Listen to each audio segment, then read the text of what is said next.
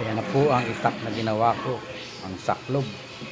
Paano po mag-ukit na grinder lang po ang gamit. Panoorin po ninyo hanggang sa una at hanggang sa uli.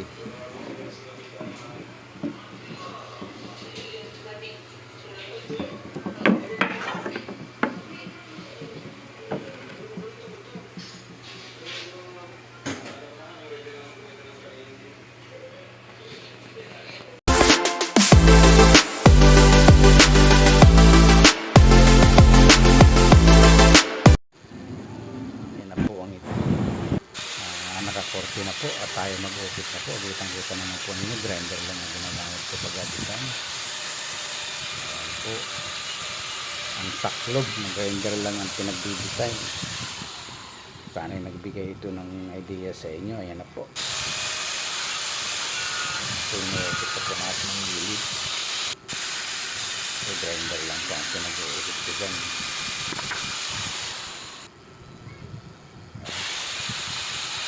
Tuluhan naman po ang ating lalagyan ng design.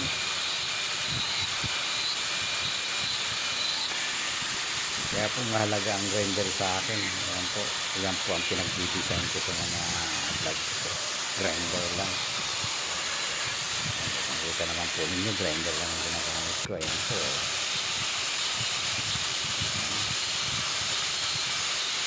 Kailangan makakuha po ang pulso mo. Pag grinder lang ang pinag-design mo, dapat na kontrolado mo yung grinder para hindi ka lumampas sa mga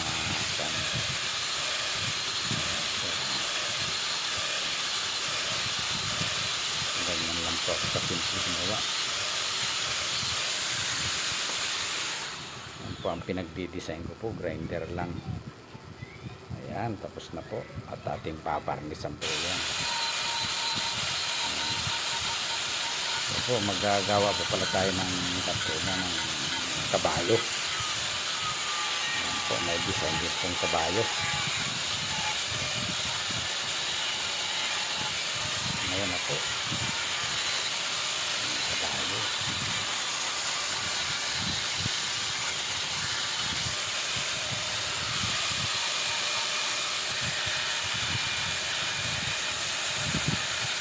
Shout out po sa lahat ng nanonood. Sana po ay yung mga hindi pa po nakakapag-subscribe, mag-subscribe na po kayo sa Neriboy TV. Ayan po, tapos na ang itak at tayo magbabarnis na. Napakaganda po niyang itak na yan. Napakaganda, napakatalas. Ayan na po. Tapos na po. Ayan po, ang ganda.